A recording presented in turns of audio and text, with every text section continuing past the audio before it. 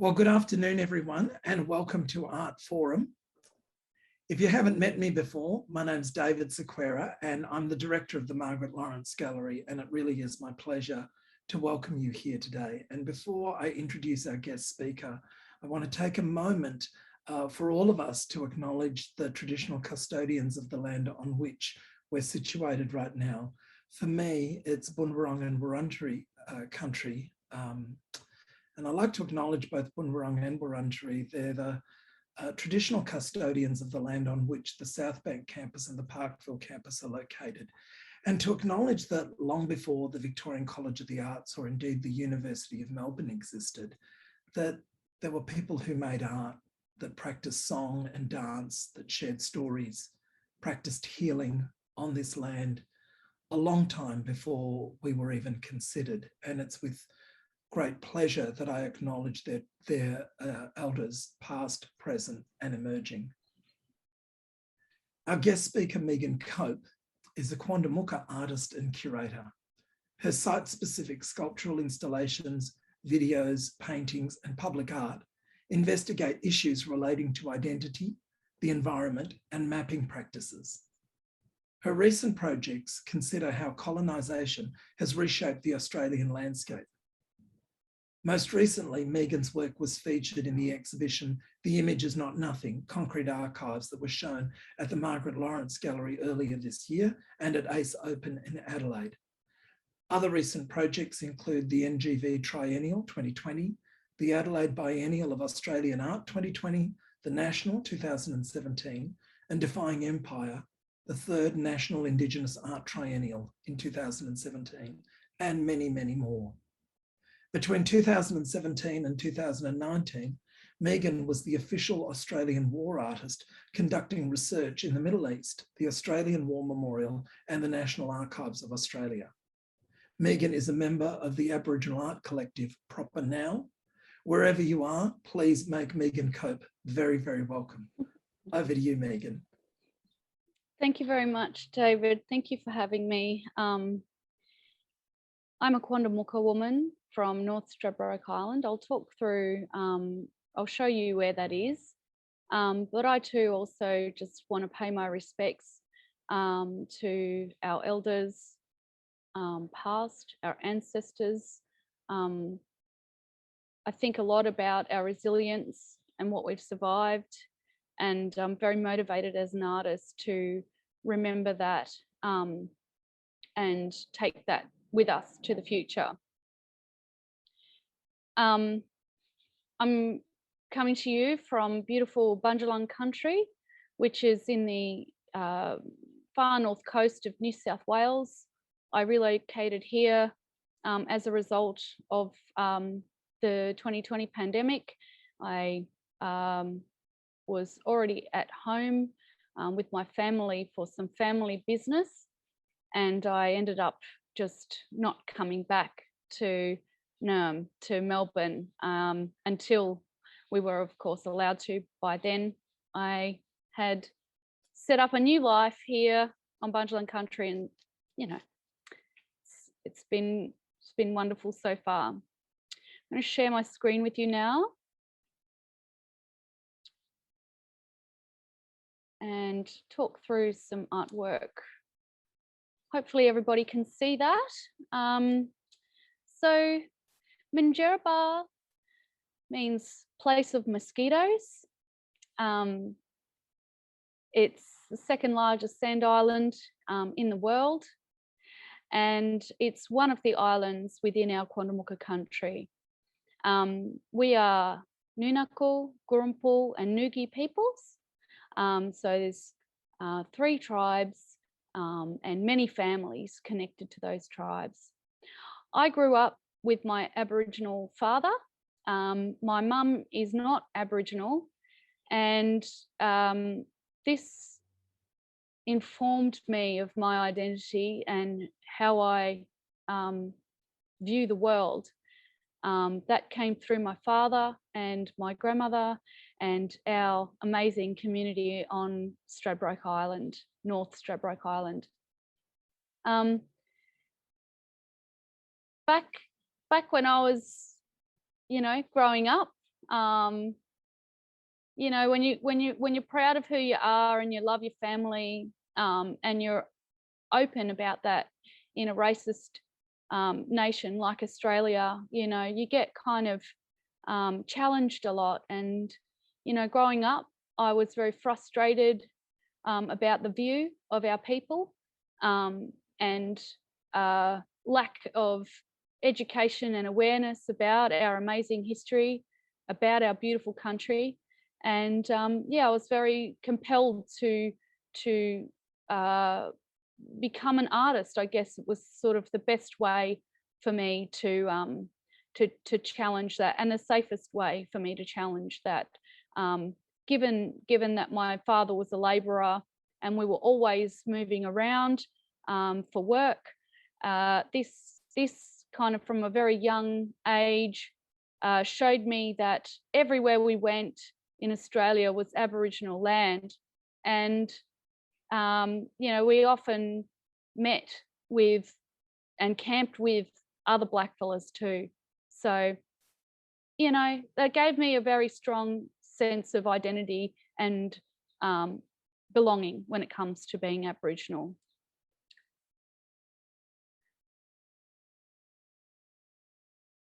This here is just an example of, you know, mapping and how it works and how we see the land and how it informs our sense of place. On the left, we have the Guyabo map made by Aboriginal people with anthropologists that includes place names of southeast Queensland, as well as people and tribal boundaries. On the left, we have just a map I sourced from the internet that's about, you know, it's a tourist map. You can see Australian wool shed there and other things like that. I was very determined for people to sort of start thinking about, you know, the reality that we have lost our country, that, you know, yeah, it's very loaded. Anyway, you know, after I went to art school and I was empowered by what art can do, I decided to work with military maps and, you know, put myself to task of decolonising the landscape, both through the inclusion of language and a 5 metre sea level rise. I started this about 15 years ago. This is a sort of recent work, but I guess the first iterations were in 2008, 2009. And the reason I started to use military maps was because after viewing the parish maps, which were maps made by the church, you know, I wasn't satisfied with how geography was depicted. It was quite naive. And it also included a lot of Aboriginal place names, which was fantastic.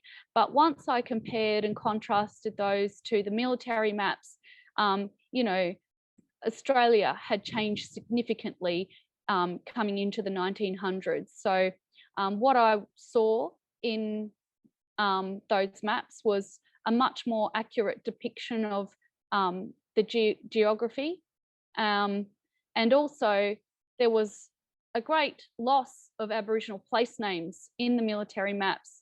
So that motivated me to put our place names back in. I don't alter the map as such, but rather highlight things that are of cultural distinction to us. And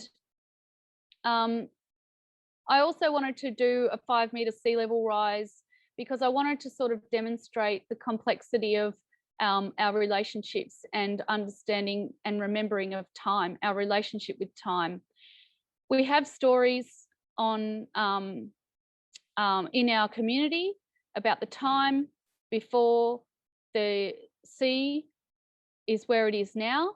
So we have stories about the bay being valleys where our old people hunted and, you know, sourced food in the valley. So I wanted to throw that into the future and look at the further, you know, changes and development in our relationship and call into question how we might live in the future Yeah. So I've done some maps as well when I lived down there on Boomerang and Wurundjeri country. And I was really inspired and felt a deep connection to Ngawi Caroline Briggs when she told me the story also that their people have about when that bay, the NERM filled up as well. So it's always wonderful when we have stories and connect our stories. And at the crux of that is that remembering of deep time and our place within it. I don't just do paintings, I also make video works and sort of whatever it is that kind of is troubling me at the time. I kind of, you know, like to look, I don't like to limit myself to a specific medium as such, you know. As Aboriginal people, you know, our culture is about storytelling, it's about remembering, it's about celebration of life. You know, so all of my work is essentially storytelling. In 2014, I decided to make a video work to, I guess, show people what it feels like to be constantly told that you're not Aboriginal, despite being, you know, raised in a particular way that is quite different to the mainstream. Yeah, I kind of, you know, at 30 years old, I was a bit over it, and I wanted to sort of make a video that showed people what that feels like. So the Blacktism, if you haven't seen it, is a work where I get authenticated and turned into a real Aborigine, you know, by you know, ever-present cultural authorities in the Australian landscape. So we have archetypes such as, you know, the tradie, bogan, just a regular Aussie babe. We've got a priest, a wasp, which a disapproving academic, and a hipster. All of these people who, you know about us and decide, you know, who we are. So in this sacred ceremony, I got black-tized, kind of like baptized, and my skin and my eye color was, you know, transformed into what an Aboriginal should look like according to these cultural authorities. And so we go through this process, and you know, then it's followed by an assimilation dance party where everybody feels great because I'm now the Aborigine that the people want me to be, and we all feel good.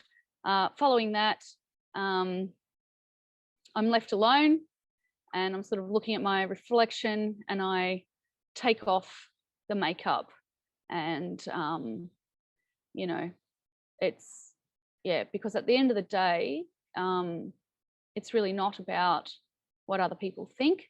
You know, who we are is an inheritance. I didn't choose to be Aboriginal, I just am. The question of identity and interrogation of identity is something that we all like to sort of engage in, particularly on social media these days. You know, when I started out as an artist, there was no social media, and these sorts of critical and difficult conversations could only really be had, you know, in the arts, really. Otherwise, it was a very unsafe space in the public debate, or particularly in the media. This artwork was for an exhibition called the Fraud Complex at West Space, and the curators asked me if I had any ideas, and I said, yeah, I do. I would like to, you know, give people the opportunity to, you know, become Aboriginal for the duration of the show, seeing as it's so sort of desirable these days. let's sort of do that. So I made this artwork where people undertook a test, and if they got over 60%, they then had the opportunity to apply to be Aboriginal, and that application was required also a donation to an Aboriginal organisation, and the membership, you know, was extended for the duration of the exhibition. If you got over 80%, you got a coloniser exemption certificate, which permitted you to be free of white guilt or any settler colonial anxiety for the duration of the show. If you got 100% on the test, I granted an official Quandamooka visa. I mean, these sorts of these ideas are very conceptual, but I'm very much interested in race relations, how racism works, and how power is distributed through these constructs, such as race. This was a very sort of confronting artwork. It was quite humorous. You had to sort of read the fine print to understand that it really was a joke. But through the administration process, people, I did get a lot of angry messages when people failed their test. And, you know, of course, I was kind of questioned on whether I'm actually really Aboriginal anyway, and if I have the authority. But, you know, this sort of thing, you know, I'm interested in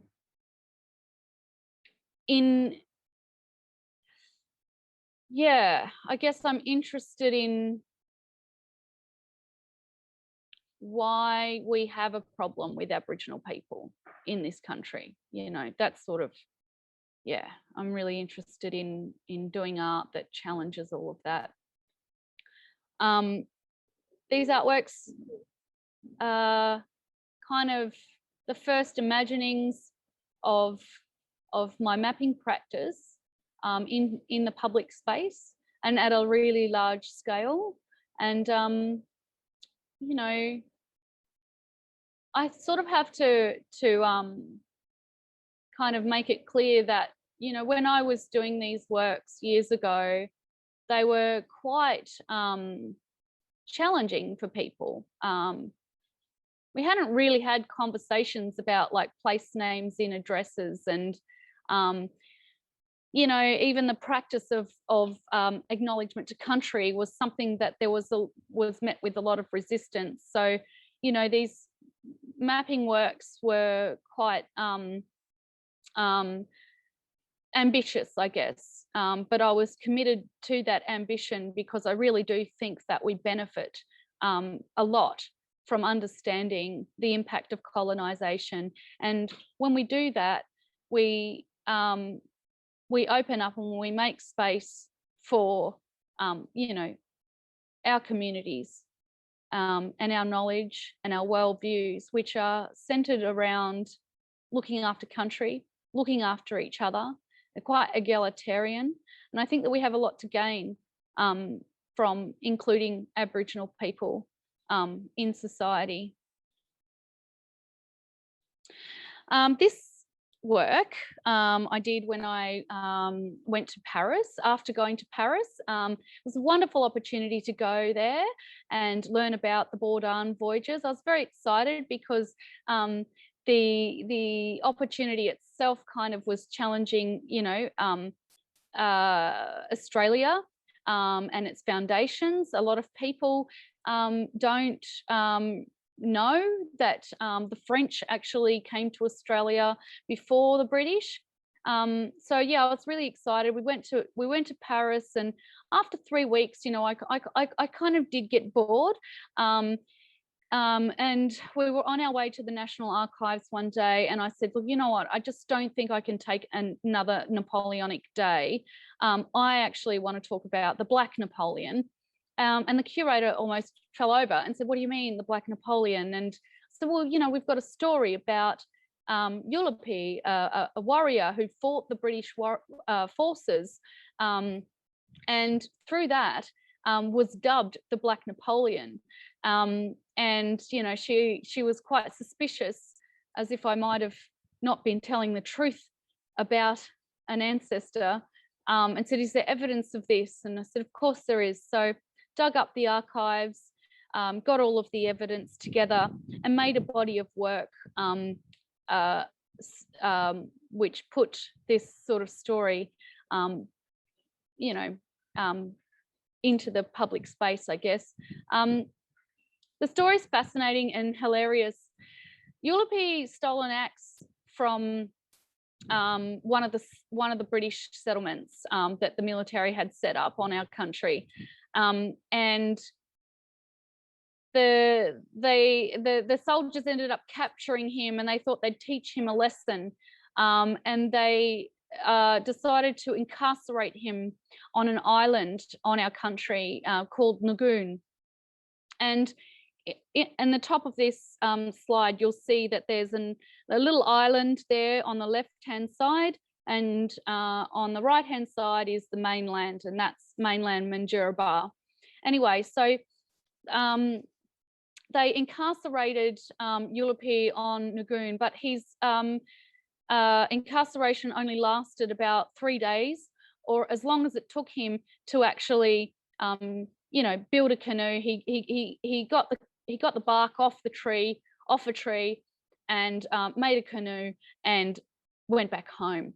And it's hilarious because it highlights the relationship of water, and, you know, how the colonial view sees water as a barrier, but our people see it as our lifeblood, our mode of travel, our sustenance for life. And yeah, despite his incarceration only being 3 days, Captain Logan, who later came to set up and expand the colonial project, just heard this story of Ullupi and decided to call Nagoon St. Helena after the story of the Black Napoleon, despite what I would argue is an unsuccessful incarceration.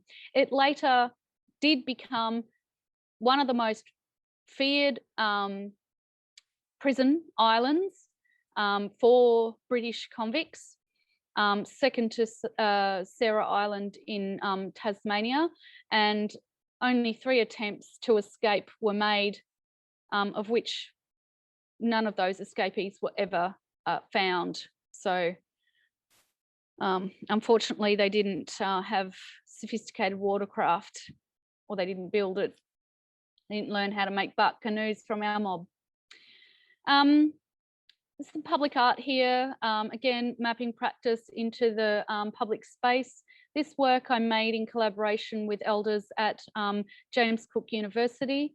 It's really important to me when I do public art that there is that consultation process that's thorough and informed by the local people, because, you know, it's my view that public art is owned by the people of that place when I go.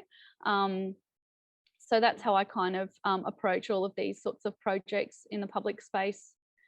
This is just another sort of demonstration of mapping practice that I guess followed maybe some feedback from my housemate one day, where he was like, oh, you know, he was really proud, like that when I started doing the mapping works, they were quite successful, and I was able to, you know, build, I guess, a platform on these ideas of challenging concepts of ownership and time and place and putting ourselves at the front. But he sort of said to me, oh, you know, I think that white people just sort of think, oh, that's nice, that's what it used to be called, and isn't that lovely, and I might buy that and feel good about myself. And I was quite challenged by that. But that was great, because it led me to, I guess, pushing this idea a bit further, and then looking at projecting language into the landscape and applying that language on the physical landscape then. So, you know, what does that look like we don't have that critical distance of a topographical map. You know, I was trying to actually, you know, I was hoping, you know, hoping that people would understand it and transfer that into the physical space. So that's sort of what I started doing with this toponymic intervention series. And they, I think, you know, I really like them as well. I just, I should do some more. I guess the next, I'm mindful that like I'm talking really slowly. This is an artwork where I perforated the concrete and planted poa grass. Walangara means long water, and I wanted to connect to what was beneath the concrete and the you know, pre-existing landscape prior to this area, which is at the Canberra Glassworks. And so I did that by perforating the concrete and planting the poa grass to remember the swamp country that was there before. You know, water is very important to everybody, but a lot of my practice over the last 15 years has kind of been centered around both saltwater and freshwater, and I'm always trying to remind people of how important water is, and that we really need to respect it, look after it, and treat it as a living relative, because that's how we are taught. That is Aboriginal law, that's the law of the land. And you know, we're prevented from doing that as Aboriginal people. So, you know, a lot of my work sort of aims to share these philosophies and ways of seeing and knowing and doing, so that we can all kind of get to task with that responsibility. Sort of recent work. You can look at artworks on the ABC. Recently, they did a little documentary about this residency. So you can have a little look on there and see that work and see this process.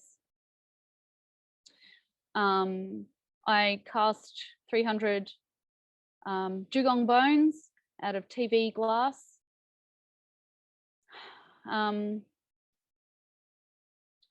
And this too, I'm just mindful of time.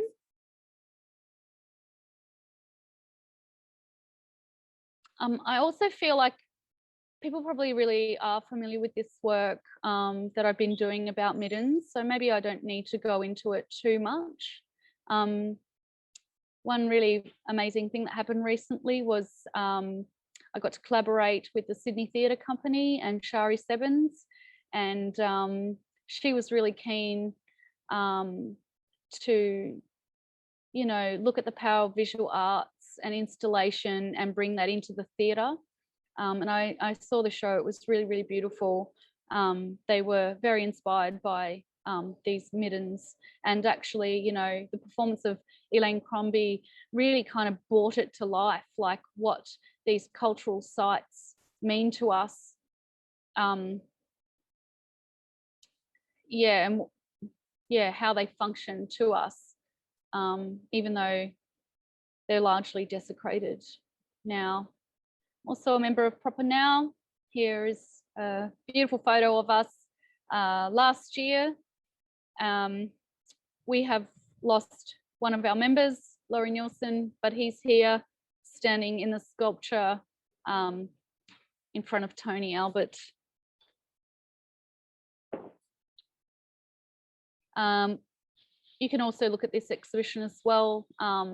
This is our first show after our last one, which was at Footscray Community Arts Centre in 2015. So it's been a long time since we had a show, but it's really fantastic to get together as a collective. This was actually also our first institutional show as a collective. And I think that's really important to highlight. Institutions have been reluctant to showcase us as a collective.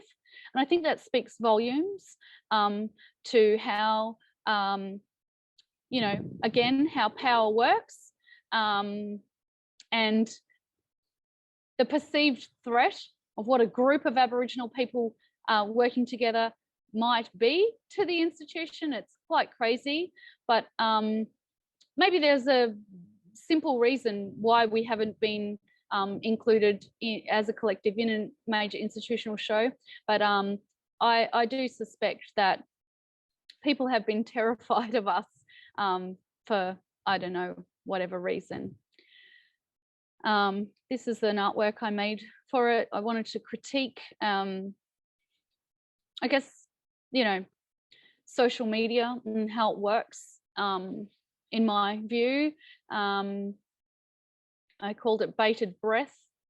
And I kind of wanted to do a portrait of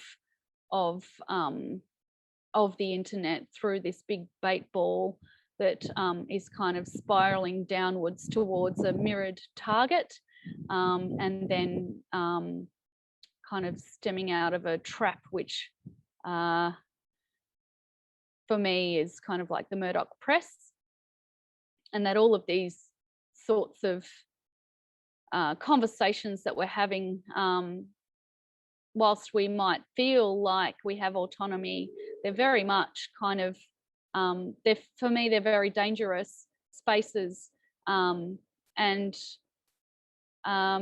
Yeah, they're dangerous because we lose autonomy, and we aren't able to actually get together and build the infrastructure that we need to, like perhaps our old people did in the 60s and 70s. You know, our relatives built legal services, you know, housing for, you know, families struggling, health services, all of those sorts of things. Yeah, I just wanted to sort of reflect on that and show that in the proppaNOW show as well, so that we could have, I guess, you know, 6 other Aboriginal people to talk to this artwork and share their intergenerational experience of what is required when we talk about cultural transformation and activism and creating a better future. This work I did recently as well, and some of you might have seen it at Tarawara, Slow Moving Waters. I made ice sculptures out of vegetable extracts and arranged them in a form that said IOU, to talk about the future debt that we are generating as we are witnessing ecocide, the ongoing ecocide of Aboriginal country, but also the planet at large. This was a live painting process where the sculptures revealed how pH works and how agriculture and mining impact on the waterways, and how that's leading to ocean acidification, but also before it hits the ocean, it's changing the pH in the freshwater systems and leading to large-scale algal blooms and also devastating events like fish kills. Sure, we're all aware of what's been unfolding in the environment over the last few years in particular. So this is the last slide here. I again wanted to talk about the landscape, the impact of agriculture and mining on country, but this time I wanted to use sound to enter the body of the viewer because of, you know, I guess social media and the overstimulation that we have from screen culture. You know, I wanted to find another way to enter into people's minds, into their souls, and I made some instruments and asked musicians to learn the call of the curlew, which is in our culture, a harbinger of death. The curlew tells us when someone is going to pass away. So they're an important bird. And yeah, so that was the sort of instruction. This was shown at the Adelaide Biennale and UNSW's gallery, and it's going to go to the Palais de Tokyo in Paris next year.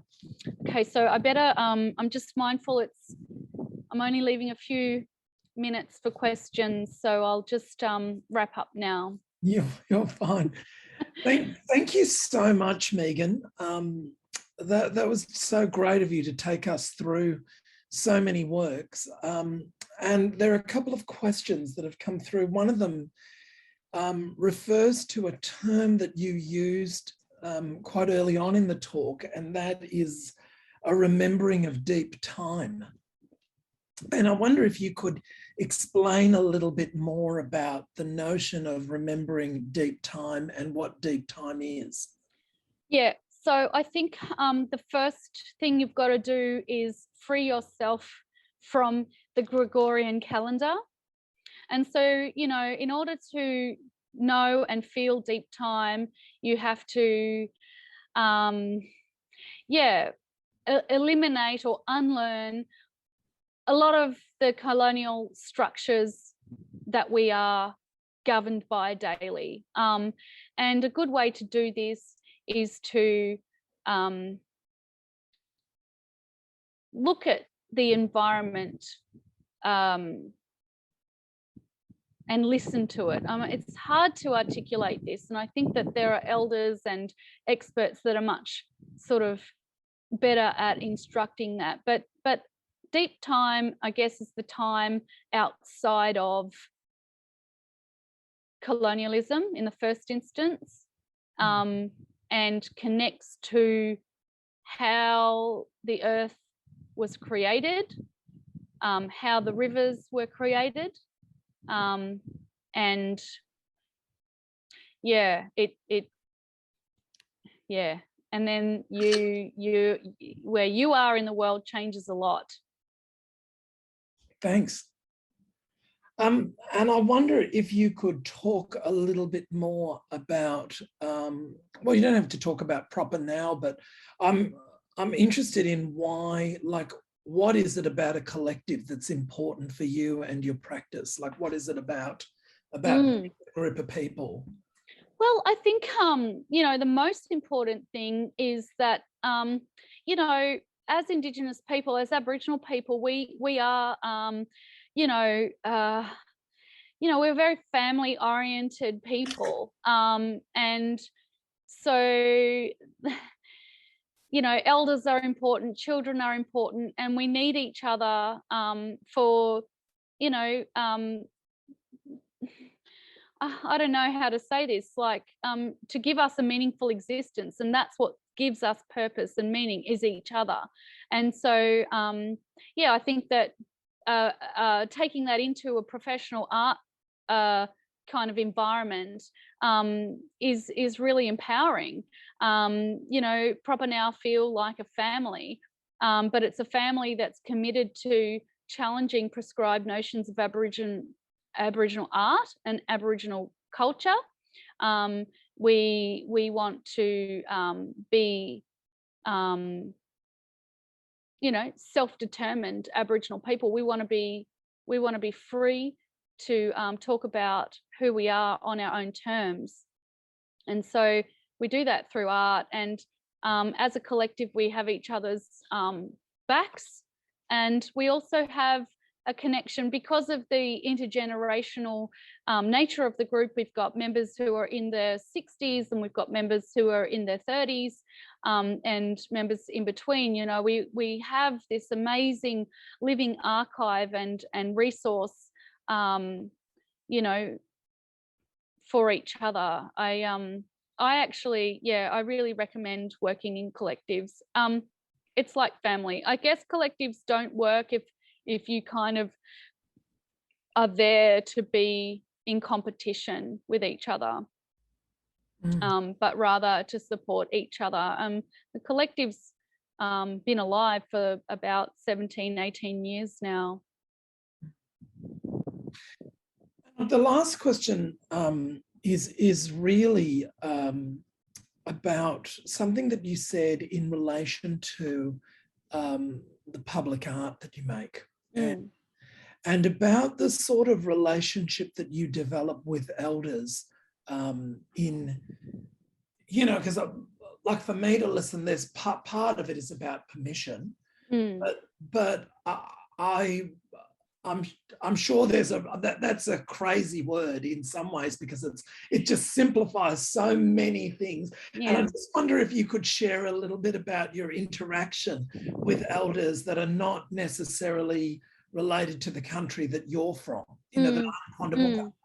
Yeah, well, firstly, I mean, I think you have to have a specific philosophical approach to your practice at large, right? I know that there are artists that want to make Aboriginal content, and therefore, you know, they want to tick the boxes and they want to do this and that. I mean, but for me, you know, I'm really committed as an artist and as an Aboriginal person that's Aboriginal all the time, whether I'm doing art or not, like that, you know, there's a bigger picture here and there's a bigger struggle and a bigger fight. So at all times, like, I want to make sure that what I'm doing is of benefit and of use to the community, and then also like to make sure that when I go, that it's relevant to them and that will continue to you know, put them on the map. That's a funny thing to say, but yeah, I mean, I personally love going on and learning. You know, that's sort of, I've been lucky. I've been doing that since I was a baby, you know, traveling through Australia with my dad. And so it's no trouble for me to go somewhere and contact a local land council and have a yarn and you know, make contact and just hang out. Like I love Aboriginal people. So yeah, it's sort of very normalized, and it is protocol, but it's something that I enjoy doing. And yeah, sometimes it can be challenging, but you know, I am really fortunate that I've grown up really strong with my family, and also like we're pretty lucky as a community. We have like exceptional leadership and outstanding, you know, people that have come out of Stradbroke Island. I mean, you know, we look at Uduru Noonuccal, for example, who, you know, was at the forefront of the, you know, campaign for the referendum back in 1967. And, you know, we're very much committed to challenging the grand narrative of Australia and making sure that we have a place in this country. Megan, thank you so much for your generosity today and for sharing not only your work, but also kind of, you know, like, firstly, you know, you're coming to us from your studio, and it's just lovely to see your workspace. And there's a certain generosity in kind of letting us into your home and letting us into the place that you live and work and letting us into your ideas. And I, you know, on behalf of everybody who's in the audience, thank you so much for that.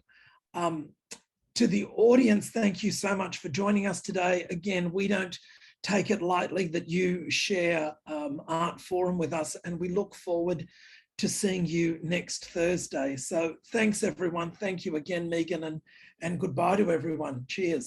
Thanks for your time. Thank you. Pleasure.